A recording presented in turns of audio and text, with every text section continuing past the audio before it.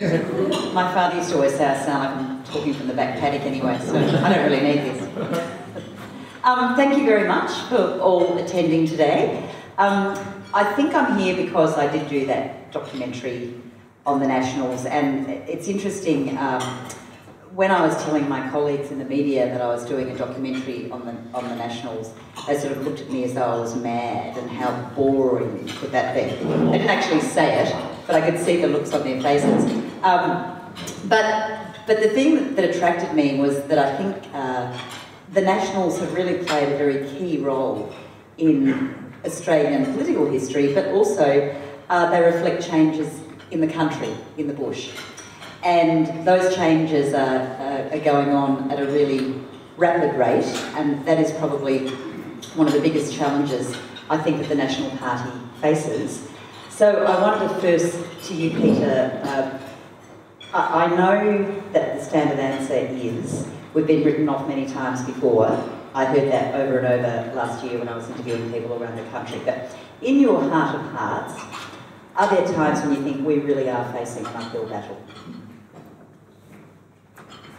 Well, I think that the uphill battle is for country people in general to get heard, and I think that's where our role is over time, is to be their champion, be their voice, because the demographics of Australia have changed to being an urban society over the last 100 years. So they are looking for a champion, and I think that's our role to do that. We have to make sure we earn the voters' respect to get that role on behalf of them in whatever electorate we're in. Would you say that one of the biggest challenges that you face now is the rise of the independents? And we saw that at the last state election in Shepparton. No, I think... How come she won then? Well, we can talk about that in a minute, but I think there's been an independence down the ages. And if you look at some of the ones that have been in Victoria, they have a certain use-by date. They're usually seen not to deliver. If you go back and look at Russell Savage, who displaced a Liberal in Mildura, got promised a lot for a decade, but didn't actually deliver much and eventually lost the seat. And the same in East Gippsland. Craig Ingram got elected based on the Snowy River. Got some of the things for the Snowy River that he was asked after, but then got very unceremoniously dumped by the electorate later on. And congratulations to Susanna Sheed, she's got the role now, and she deserves the respect as the Member of Parliament, the same as anyone else that's there. She didn't get anything in the budget this year. My sense would be that the Labor Party is very good at stringing independents along, visiting the electorate, talking with them, doing all the things you need to do, but will probably not deliver very much for Shepparton because it's not a seat they anticipate winning in the future. Stephanie, you grew up around that area, so you know how it works. How is it that you did so well in your seat, even though there was a three-cornered contest, and it went so badly in Shepparton? Well, look, I think there's a range of factors to Shepparton, but if I can talk from my perspective in Euroa, I had the advantage of being in the field really early on, so I had probably a full 12 months in terms of my campaign. I travelled the electorate a lot, and my focus was very much on getting to understand the community priorities, because I think, one of the things about regional communities is they are very highly networked, and the smaller they are, the more I think you see that come through. So Shepparton's a little different, probably, in the sense that it's a little more of a regional city, but in terms of Euroa, I travelled around to each of those communities, and I spoke to many people within those communities to understand what their priorities were, and I pushed those forward to government at the time to have a lot of those things come back as election commitments. Now, I guess the other thing that I did was I did a lot of door knocking, particularly in the southern end of the electorate as well, and I had a really wonderful team of people who helped me with that. So we ran a very strong community campaign, and Shepparton, I think what we saw there was that old its time factor. I think the independent very successfully exploited a feeling that Shepparton had not done as well as other major regional cities, being Bendigo, Ballarat and Geelong. So therefore, does that mean that the Nationals really did fail to sell the message? No, you handed over 22 million to yeah. save SBC, so how come that didn't sink in? Yeah, I think perhaps we could have done more to articulate to people what we had actually delivered for Shepparton through that time, because there were millions of dollars that went into Shepparton for infrastructure. There were additional train services that went in there. Well, they didn't seem to know about it. There was a lot that was done, and quite possibly we didn't articulate as well as we could have the things that we had delivered for Shepparton. Peter, what do you think about that? You were nodding in agreement. Well, and I wrote a letter to the editor to the Shepparton paper a while ago. One of the challenges when we see this transitioning is the retiring member actually realising they're retiring and giving the new candidate the chance to sell their message. And I think we had some challenges in Shepparton with that particular issue. Love Jeanette dearly, but she was retiring, and I'm not sure Fred got the opportunity to sell himself well enough. And also, did the party at large in Melbourne, from Spring Street, was there a failure from leadership down in getting that message through? No, I don't believe so. It is incumbent on, over the journey, it's incumbent on the local member to sell the message in their own particular electorate. And there was a campaign committee there that was running that campaign then, and we were constantly assured that everything was going well until about the last week, and there was a bit of a panic. If I could just quickly add as well, I think from my perspective,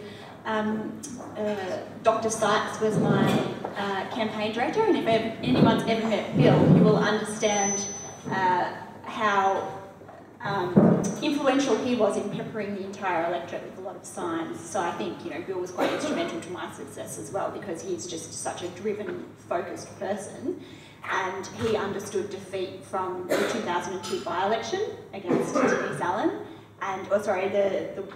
the 2000 by-election against Denise Allen, and he just wasn't going to see that happen again.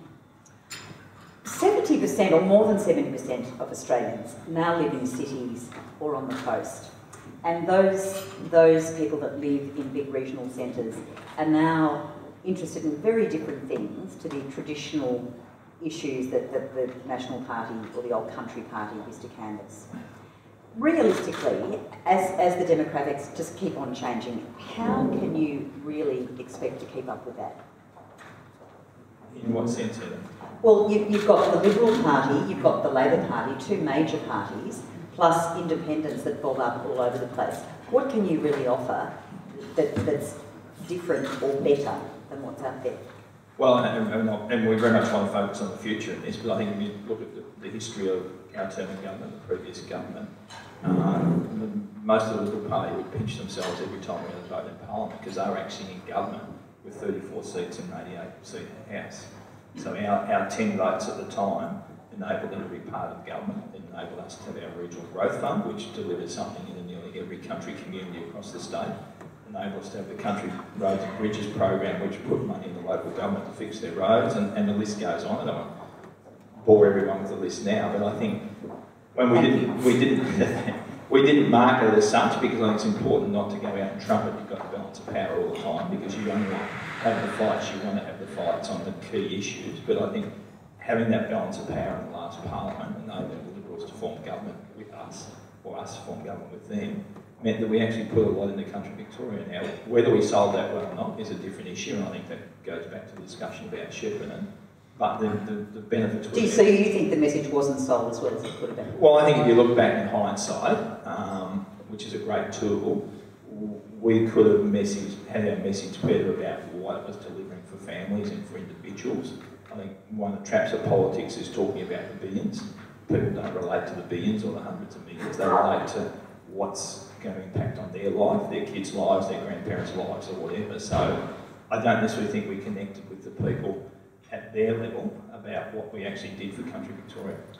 Looking into the future, when there is a coalition government, the lines can become very blurred, particularly, it seems to me, for Nationals voters. Is that something that you think needs to be addressed in the future, that there is a clearer distinction and that your constituencies do understand what your wins have been for them? Well, I can only speak personally, but I know the people in my electorate certainly understood what we were able to deliver and why we could deliver that as being a national, instead of being one of the major city parties. Again, that's incumbent on each of the members in their own electorate to sell that message, but I certainly reinforced that message in everything I did in my electorate. Stephanie, you're part of a generational change, but the party has been slow to take that on. Would you like to see much more of that into the future? More younger people and more women? I honestly wish I had $1 for every time someone said I was part of generational change, because I would be very wealthy by now.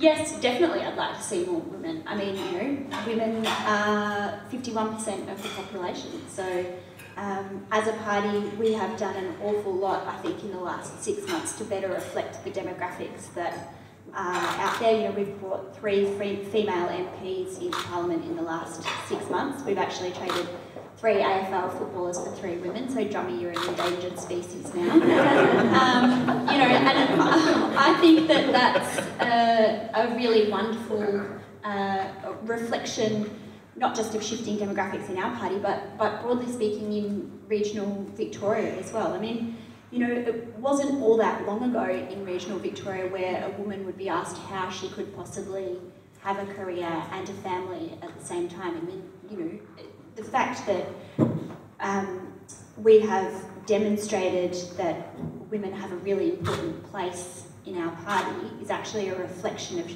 a broader demographic change in regional Victoria, where attitudes have shifted and people have come to understand that, you know, the role of women in politics is incredibly important. When I grew up, the women in the Nationals were just serving the scones and cakes. There's still a bit of that goes on out there, isn't there? Probably more than there should be. Well, in their defence, they do generally make excellent scones. What's your response? Except for me, I cannot cook to save myself. Does there need to be more care in selecting candidates? Even with federal seats in the past in Victoria, you've seen that there was a sort of take it for granted, we will win this seat. Is that something that you think, so therefore we won't worry too much about who gets pre-selected, and that's been to the party's detriment? Is that something that you think still needs to be looked at closely into the future? Well, I actually don't accept what you're saying, Heather. I think there's been a lot of effort goes into it. Whether it always works out is a different issue, but I think people are very, very cognizant of the idea of we have to have a candidate that can be a champion for that electorate, and I think we've done that pretty well over the time. We've had a couple where, and we are the one party where the members actually get the total say in who's pre-selected, so it's, you can put the people forward, you can help skill them up to convince the pre-selectors that they should choose them, but after that it is up to our particular party members in that electorate. But we've, I think, over the time, selected some very good candidates. We're going to throw it open to questions on the floor shortly, but there's a couple more questions I have, if that's okay. Yeah. Does that, I think what you do see in the country now, and maybe it's always been the case, but country voters, more so than you see in the city, are very much focused on who the candidate is, what sort of person they are, not so much as what party you represent. And that again takes us back to the question of good, strong independence. Is that something that you're factoring into your future plans for the party, that there could be more independence that bob up, as you saw in Shepparton? You saw that in Indi, it's happened all over the country, and some of them have been former Nationals. Well, yeah, but you also look equally in quite a few other seats where independents have been rather persistent in trying to get elected. It doesn't happen. Take Lowan, where Emma Keeley's just been elected on primary votes, where all the candidates pre-selected against her, where Katrina Rainsford, who's been a Liberal candidate, been an independent and whatever else for a number of years, it didn't work there. So it's very much incumbent on the member that's currently there to keep selling their message, making sure you give it the candidate the right opportunity to sell their message. And I think in general that wins the voters over because they know that we will be championing their issue. Doesn't always work. Like we've talked about Shepparton, we talked at dinner about Cedar Murray, which was a story in itself back in '96, but again, it doesn't work every time, but the majority of times I think we've pre-selected well. And people have realised that those members will be their champion. And in terms of keeping and promoting the Nationals brand, Is coalition in government the right way to go? Well, do you ever think of going it alone? Well, I believe we can best achieve for the people that send us to Parliament by being part of government. And I know some people have the philosophy that Nat should sit on the crossbenches and be a noisy lobbyist.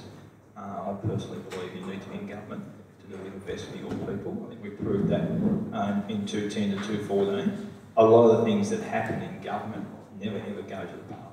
It's executive government that delivers all of the services and the things that go to Victoria, and in our case goes to country Victoria.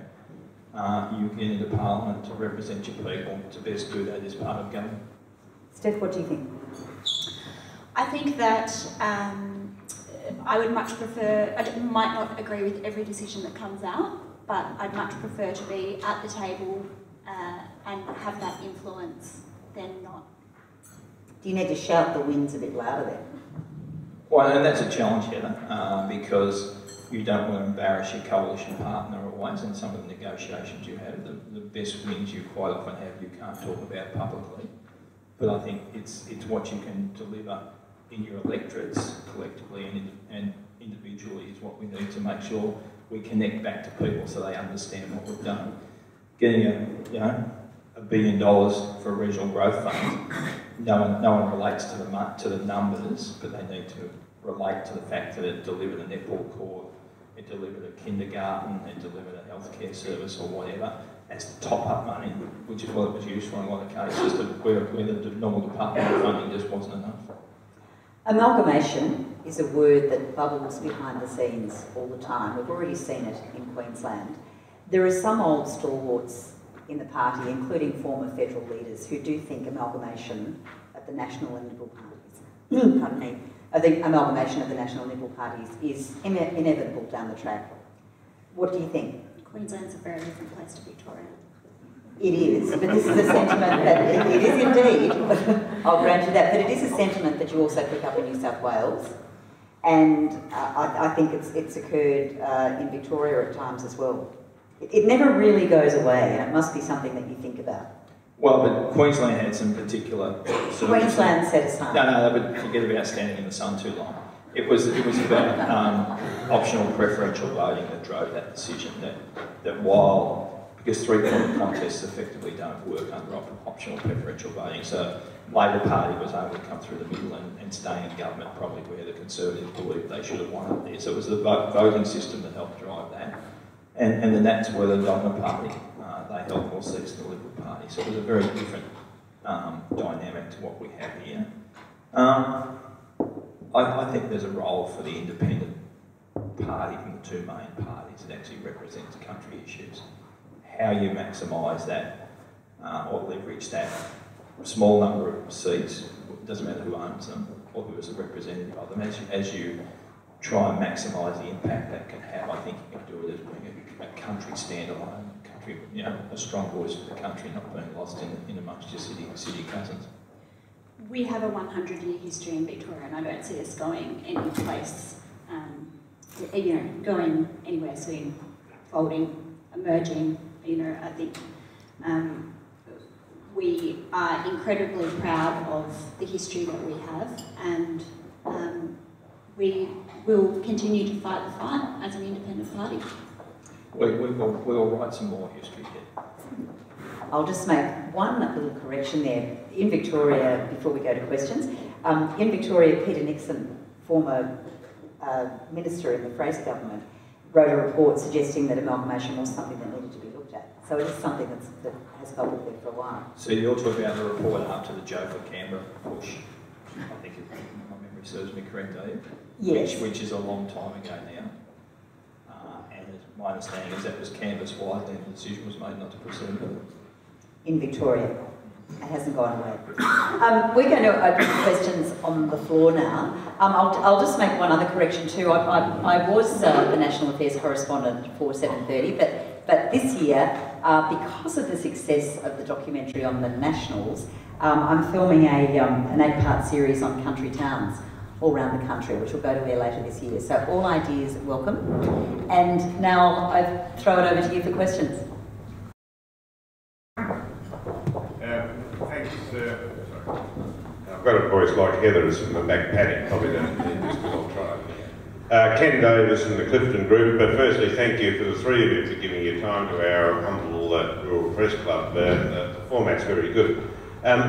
Quick one, at the weekend I heard that in the last budget the funding for the farm debt mediation had been pulled out of Small Business Commissioner's budget, so he's down by about 25%. So restructuring it all, it means that all mediations will lift from about $200 to over $500, and the mediation will take twice as long now because, you know, of the less people doing it and everything.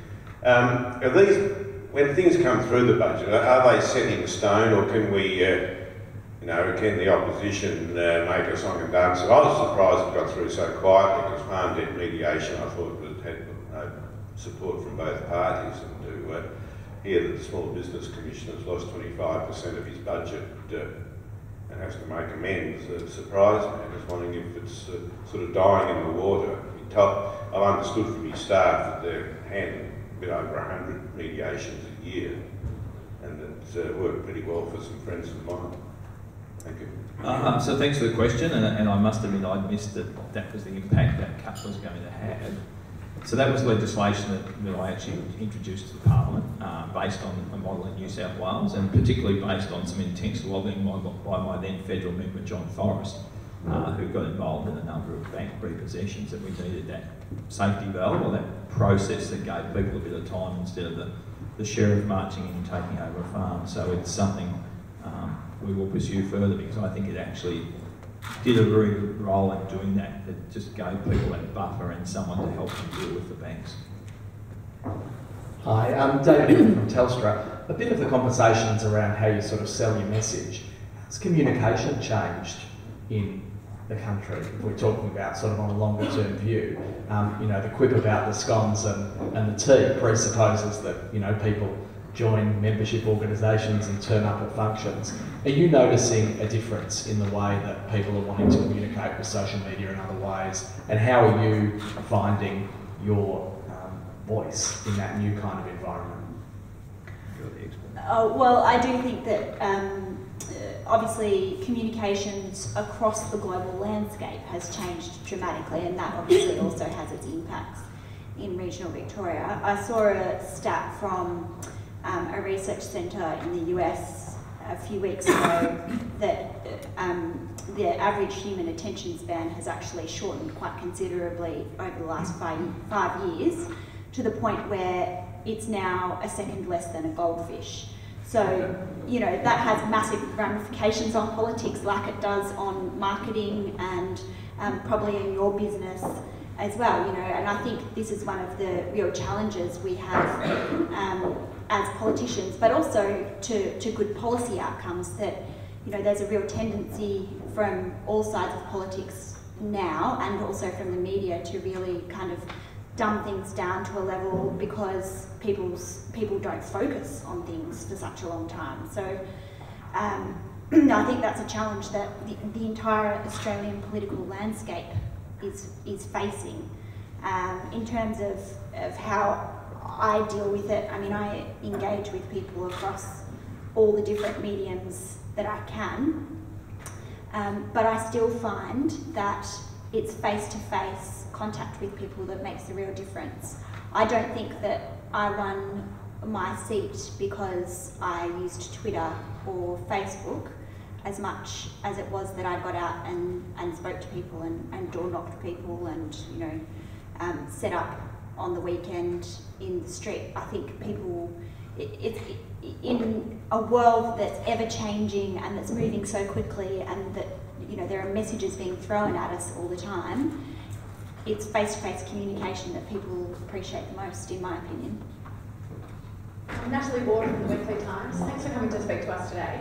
My question, Peter, you spoke about the brand, the Nationals. What does that represent beyond phrases like representing rural and regional people? What does that brand actually represent today, and what do you hope it will represent going forward? Well, I think the brand is a country brand. I must admit, years ago when we had the huge debates at our conferences about do we keep calling ourselves the Country Party or do we go to the Nationals, I was on the losing side. I think we should have stayed the Country Party, but that's a long, long time ago. It's something that we can market to the fact that we are not Melbourne-based, which is, I think, the key thing for us. And as time evolves, and Heather's touched on about the change in demographics, we are no longer a farmers' party, and I spoke about this at our conference last weekend before last. You look around our team now, ex-builder, football coach, CEO of a hospital sitting here at the top table, real estate agent, newspaper editor, and the list goes on. We're no longer a farmers' party. And you're finding even in our branches out in country Victoria, we've got a different demographic actually being members of the party as well. That the traditional farmer issues aren't the issues that we discussed at our conference in Echuca. The main focus was a forum around education and how we actually lift the educational outcomes of country students. If you look at the Year 12 attainment and the number of students going on tertiary education, we are lower than the city in general.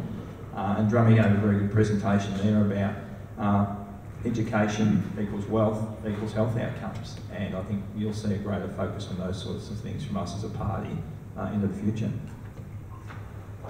Yes. Lee Radford, Head of ABC Rural. Peter, Steph, it's been really interesting to hear you this afternoon. A great format, I think, this discussion today.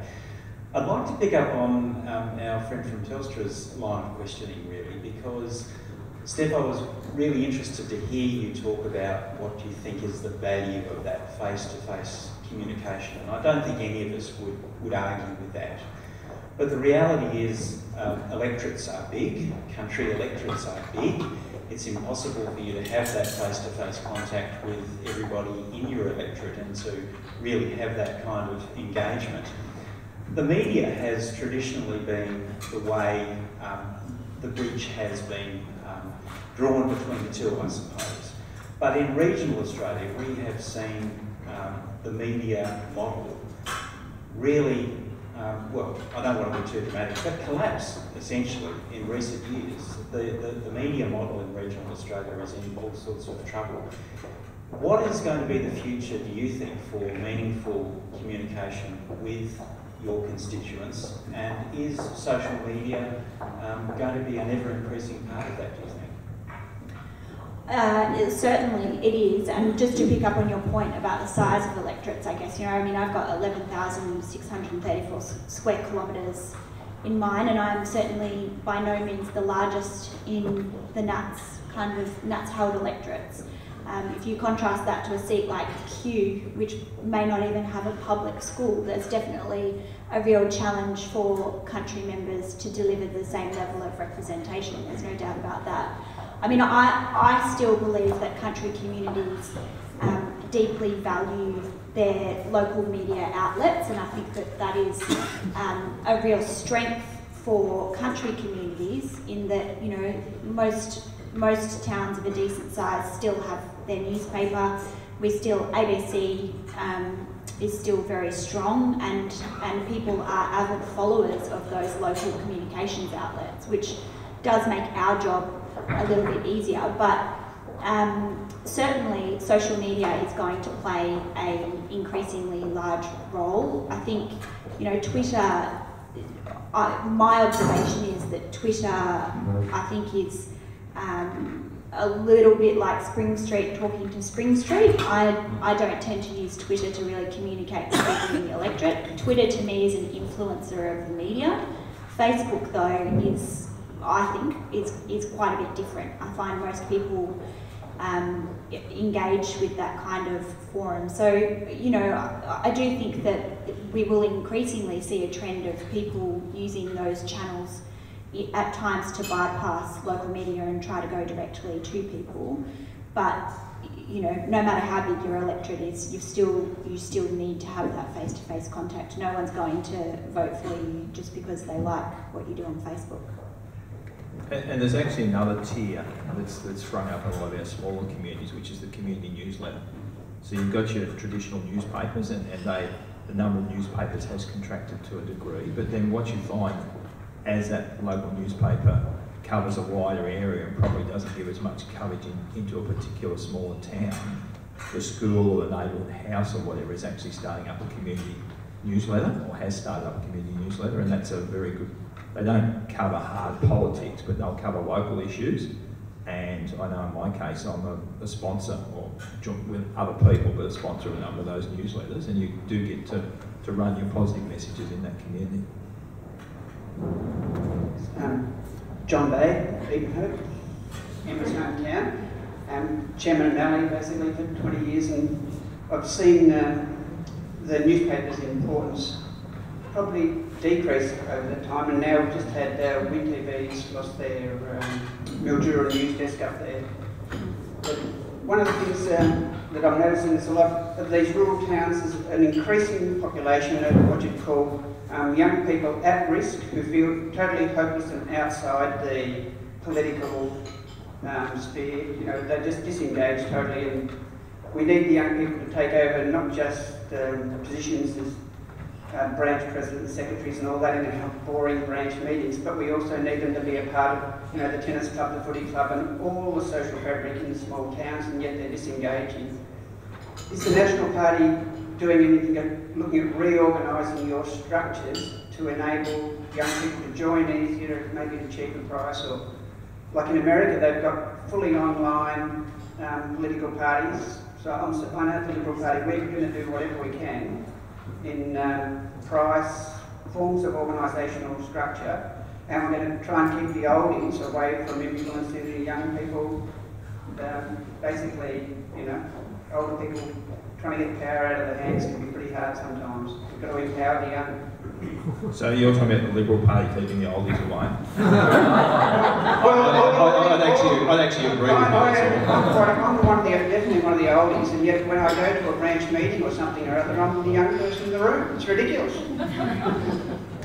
Look, I mean, I think membership is a issue that many organisations these days face. I don't think it's exclusive to political parties. I think, just to put Graham on the spot, the VFF probably face a similar issue. You know, it's a bit harder these days to get people to sign up to things at times. I mean, a Young Nats membership only costs $10 for us, and we are actually seeing an increasing number of young people come through. I've found that as I travel around, if I ask people, they'll often say yes, but they're often just not asked. You know, no one's actually kind of taken the step of saying, are you interested in politics? Are you interested in having a say?